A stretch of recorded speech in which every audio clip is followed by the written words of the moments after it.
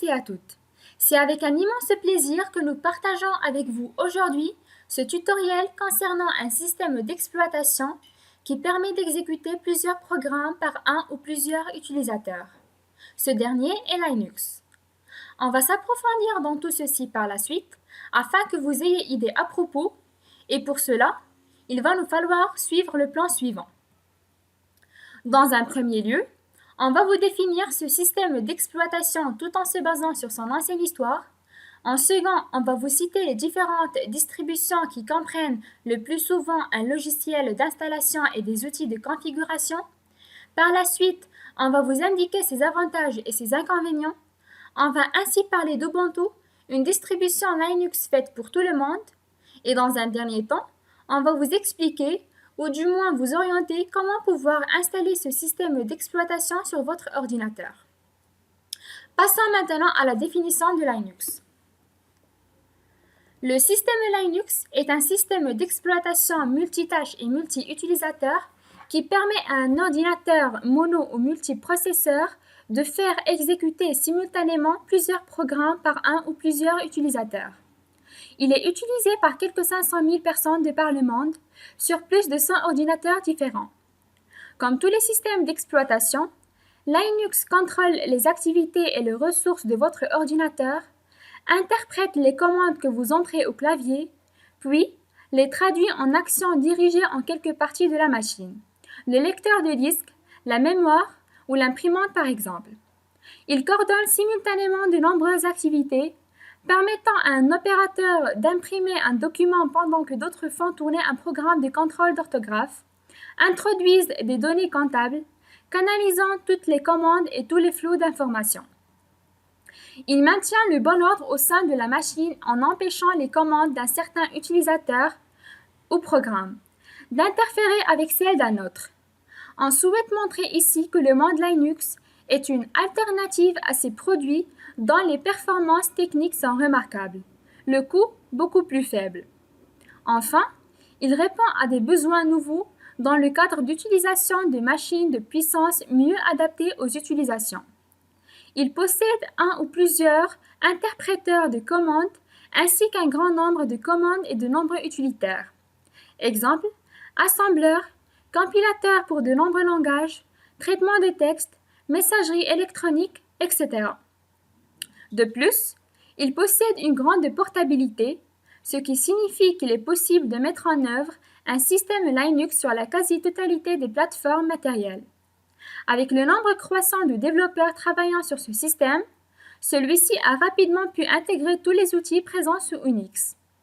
De nouveaux outils pour Linux apparaissent régulièrement. L'originalité de ce système réside dans le fait que Linux n'a pas été développé dans un but commercial. En effet, aucune ligne de code n'a été copiée de systèmes Unix originaux. Avant qu'on passe aux différentes distributions qui existent, je voudrais vous parler de sa création, quand, comment et par qui a été créé ce dernier. Alors, le système Linux a été créé en 1961 sur l'initiative d'un étudiant finlandais. Celui-ci regrettait le temps où il apprenait l'informatique sur le système universitaire. Il s'est donc lancé sur la conception à partir de zéro d'un nouveau noyau. Après avoir développé une version utilisable, il s'est adressé aux internautes pour pouvoir permettre un processus de collaboration efficace. Il a placé son code sous la licence GPL, inventée par Richard avec l'aide d'un professeur de droit américain. De nombreux développeurs se sont alors portés volontaires pour l'aider, et c'est ainsi qu'a démarré l'histoire de Linux. Maintenant, après avoir eu idée à propos de ce système d'exploitation d'une manière générale, on va spécifier ce dernier tout en se basant sur ses différentes distributions. Linux pouvant être modifié à volonté, il faut un comité chargé de choisir les améliorations à prendre en compte dans les versions successives de ce système. Cependant, les modifications apportées sont tellement nombreuses qu'il faut faire une sélection. De plus, il n'existe pas une seule version de Linux, mais des distributions, portant des noms différents suivant les éléments qui sont retenus dans chacune d'entre elles. Les distributions les plus connues sont la distribution Red Hat, la distribution Debian, la distribution Ubuntu, la distribution Slackware, la distribution Mandrake.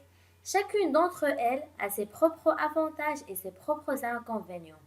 Les plus connus sont la distribution Red Hat et la distribution Mandrake.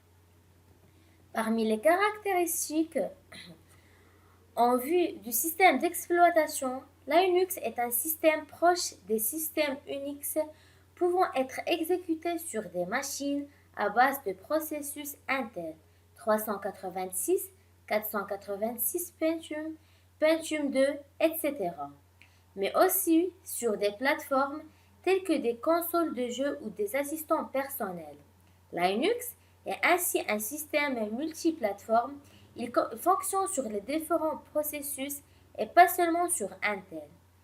Un des principaux avantages de Linux est de supporter un standard de protocole TCP sur IP, une famille de protocoles utilisés sur Internet. Linux est donc un moyen gratuit de créer un réseau local, de se connecter à Internet, de mettre en place un serveur, etc.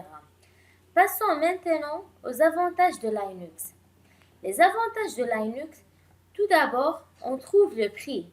Beaucoup de distributions Linux sont gratuites. Ça n'a l'air de rien, mais tout le monde ne peut pas débourser 150 € pour Windows XP.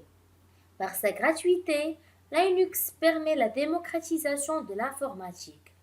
Puis, la continuité. Avec Linux, les mises à jour sont généralement continuelles et incrémentales. Vous faites évoluer votre système, vous n'avez pas à jeter votre système entier à la poubelle. Et surtout, personne ne vous force à en acheter un nouveau.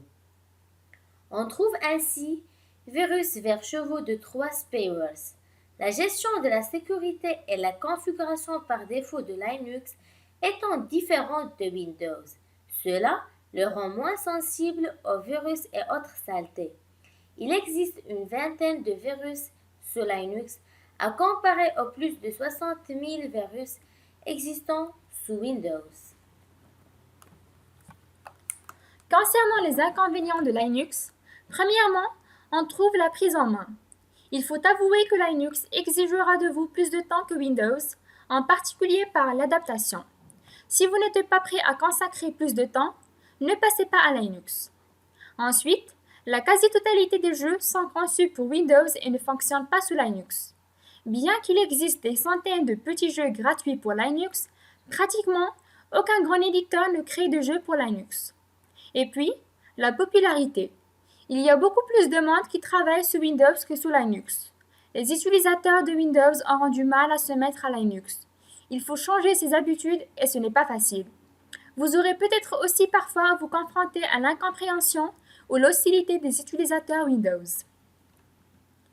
Passons maintenant à une distribution parmi tant d'autres qui est Ubuntu. Ubuntu est une philosophie humaniste africaine fondée sur une éthique du solidarisme reposant sur la relation à l'autre. C'est une militante qui en a donné une définition à méditer. Je suis ce que je suis grâce à ce que nous sommes tous. Opposant ainsi le solidarisme à l'individualisme, c'est une notion proche des concepts d'humanité et de fraternité. Ce dernier est un système d'exploitation open source basé sur la distribution. Il est composé uniquement de logiciels libres totalement gratuits pour tous. Dans le même ordre d'esprit, les utilisateurs sont encouragés à étudier son fonctionnement, le modifier, l'améliorer et enfin le redistribuer. Par défaut, Ubuntu est installé avec une pluralité de logiciels libres tels que Firefox et Google Chrome. Il est disponible sur tous les smartphones et les tablettes numériques. Et maintenant, on vous expliquer comment installer le système d'exploitation Ubuntu sur votre PC comme un système virtuel ou initial. Premièrement, il faut que vous téléchargez le logiciel VMware Workstation pour installer le Linux Ubuntu sous Windows. En fait, ce logiciel est une version gratuite du célèbre logiciel de virtualisation qui permet de faire tourner un Linux, Windows ou tout autre système. Si vous voulez l'installer comme un système initial, ce n'est pas la peine d'installer le logiciel. Premièrement, on accède au Google.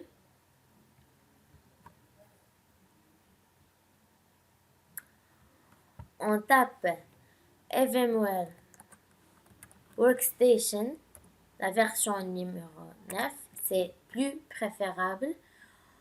En entrant sur le premier lien, en cliquant sur accéder au téléchargement for Windows et non pas for Linux. Une encore fois en cliquant sur télécharger maintenant, mais avant tout, le programme nous demande d'inscrire. Après l'inscription, on envoie ce formulaire. L'installation va être directement. Dans un deuxième temps, on va installer le programme Ubuntu en entrant sur le site www.calulinux.org, en cliquant sur Download, en choisissant un des deux, soit ISO 64 bits ou 32 bits. Ça dépend de votre ordinateur. Pour mon ordinateur, je vais choisir 64 bits. Une fois en cliquant, le programme va être téléchargé directement. En fait, moi, je l'ai déjà téléchargé parce qu'il prend un peu de temps. C'est presque un quart d'heure. En entrant sur VMware Workstation,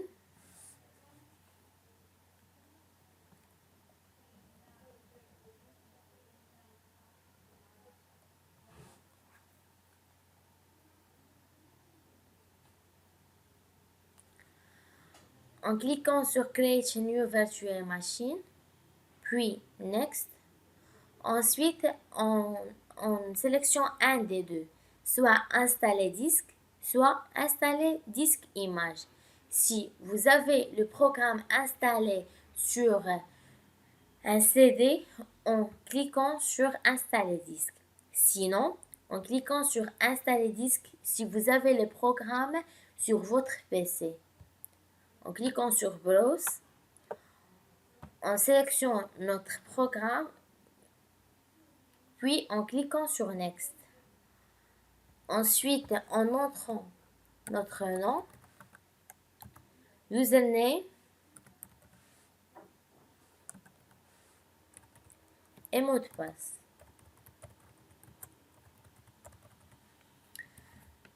En cliquant sur Next, en choisissant la taille qu'on veut, Next, et enfin Finish. Il va ouvrir avec vous le programme en attendant des instants pour que le programme soit téléchargé. Ubuntu, rapide et confortable, le système opératif Ubuntu, intuitif et sûr, est facilement et gratuitement disponible pour vos ordinateurs de bureau, PC portables, notebooks, laptops, etc. La version de Linux Ubuntu pour ordinateur de bureau est un mix rare de confort, puissance, sécurité et robustesse idéal pour toute tâche bureautique ou de développement informatique légère, rapide, puissante et fiable. La version serveur Linux Ubuntu sert des applications et services avec fiabilité, prévisibilité et économiquement, tout en s'intégrant facilement avec tout réseau et infrastructure. Soyons clairs et explicites, le travail n'a jamais été aussi facile qu'avec Linux Ubuntu. Les distributions Ubuntu sont gratuites, supportées et disponibles par type de hardware. Une installation de distribution Ubuntu Desktop, Ubuntu Laptop, Ubuntu Netlock, Ubuntu Server est d'une simplicité étonnante. Ubuntu est simple d'utilisation, à la portée de tout utilisateur gratuit, avec une vaste sélection d'applications, comme par exemple OpenOffice, Suitescape, éditeur d'images, scanner d'images, des logiciels libres pour le traitement et rendu audio et vidéo, système de chat, software open source pour les sciences et l'ingénierie, outils de formation et de développement, jeux et graphiques, clients et serveurs de base de données, serveurs web Apache, outils de programmation Python, un terminal des commandes puissant, une installation instantanée, sécurité prouvée, tâches d'administration claires, déploiement rapide d'applications, utilitaire d'administration de paquets. Après que le programme soit installé, vous écrivez votre mot de passe que vous avez déjà identifié avant.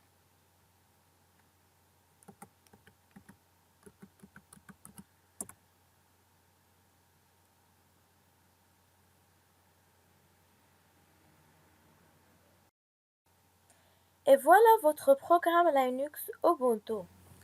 Pour en conclure, Linux est un système d'exploitation qui permet de travailler comme on le fait sous Windows, sauf qu'il fonctionne différemment. Certains voient encore Linux comme un horrible système plein de commandes compliquées. Ce n'est plus vrai. On peut dire que Linux possède désormais un système graphique agréable, confortable et simple à utiliser.